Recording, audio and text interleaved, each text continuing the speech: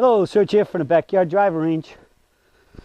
All right, we have a letter came into customer service question, and this comes from Keith. And Keith says, "Hello, Don.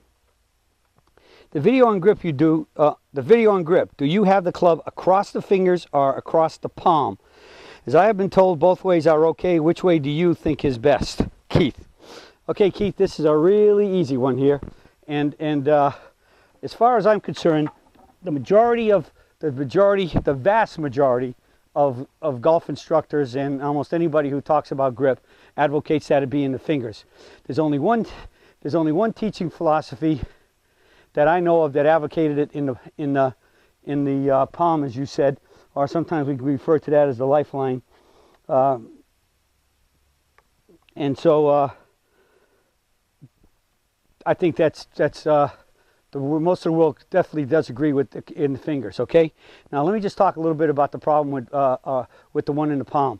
First off, if it's across your palm, which most of us would consider to be like the lifeline, all right, if you're holding the club in there and you squeeze that club, basically it's very hard. You almost can't squeeze that enough to really have the club securely and firmly and in control in your hand, where it won't be spinning, okay? Because once you squeeze your palm, I mean, it's got to be one heck of a big thick golf grip in there to really have it to have it in control. Secondly, the reason why we want so that I think that in itself just hurts it. And the other thing that would hurt it was if you get it finally in your palm to get, even with most golfers, I think you have to really get into a good posture and get the club sold properly and in a good posture position where your arms are hanging straight down and everything else.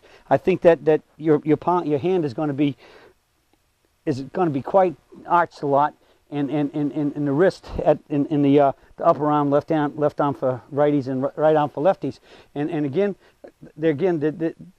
it doesn't have a good sense of control in my hand when I do that. And I think if you do that, you'll try it, you'll see the same. Now, in the fingers, basically, I've always stated you crimp your fingers. So you're just taking, you crimp them, okay? So if I crimp my left hand, again, I'm right-handed, so it's going to be my left hand, the top hand on the club. If I crimp my fingers and lay it in the crimp, now my fingers are wrapped around it. The club is the fingers are holding onto this golf club. And I think anybody would know that where's the greatest amount of touch and feel? It's in your fingers, right? It's not in your palm, it's in your fingers.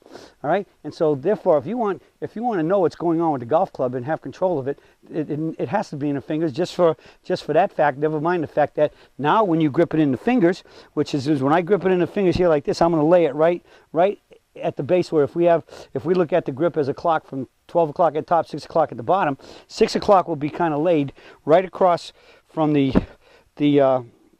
middle joint of the pointer finger, right across where the fingers meet the palm, and it's going to lay right in there, 6 o'clock on the club, which should give us a vertical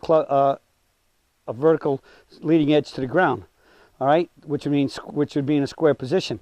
The thumb, as you know, I believe goes over to at 1 o'clock on the club, not on top. Okay, it's going to be at 1 because when you stand here, your hands turn slightly inward, and the thumbs just hang there, and they're straight up and down the forearm, which is what is in truly dynamic balance. So take it from over there, you can start feeling a change in the muscle getting tighter and stretched over here on the inside of my palm. At least that's what I can feel. Down here, all the muscles are just perfectly natural at their optimum length to produce work, as Dr. Armstrong calls a dynamically balanced muscle group in doing anything in the body. All right, so we're going to have it at 1 o'clock. So now we're going to squeeze up with the last 3 fingers and hold and create some pressure there. Now for the right hand, for a righty, which is the lower hand, will be the left hand for a lefty. I believe that same thing. We crimp the fingers, but because this hand, and if you're going to overlap or interlock, and you can also 10-finger it, but the whole key is this hand still also has to go on. It lays in that crimp, which is mostly in the middle joint of all your fingers now, is at 6 o'clock on the grip. It's going to lay in there. And when you do that, and when you crimp your fingers and put your thumb down like it's going to be holding, there's a whole gap that fits in there underneath that thumb.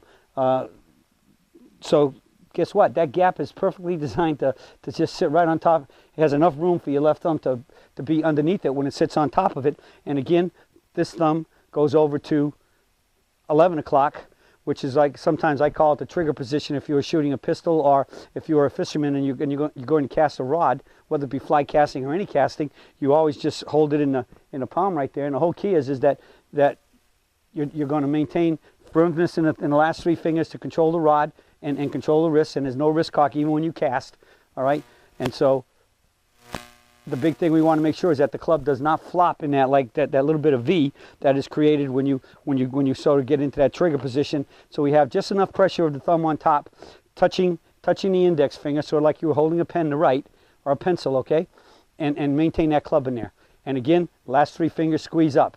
All right, so yes, it is the fingers. As I said, there's only one teaching philosophy I know of that does the palm, and you look at all those folks, their arms are really arched up and high. There's arching in the wrist, there's arching in the elbow in most cases, and that takes the whole left arm as well as the right arm out of balance, because naturally the right arm is going to be in that same position, arched up. All right, and so that's out of the question. In the fingers, that's where the touch is, that's where the grip is. And last but not least, I guess I'll wrap this up by saying that once you get on both hands on that club in all the positions I just described, you squeeze up with the last three fingers on both hands equally, because we must have equal grip pressure, relatively firm, like a relatively firm handshake. So if one was a dead fish handshake and 5 was squeezing your eyeballs out of your head, we want to be 3 right in the middle with both hands, squeezing up with the fingers equally. And when you got equal grip pressure in both hands, you have control of the club. Both hands are working together. They're going to have equal control of the golf club. They're going to be able to move in the equal speed, because everything has to be equal.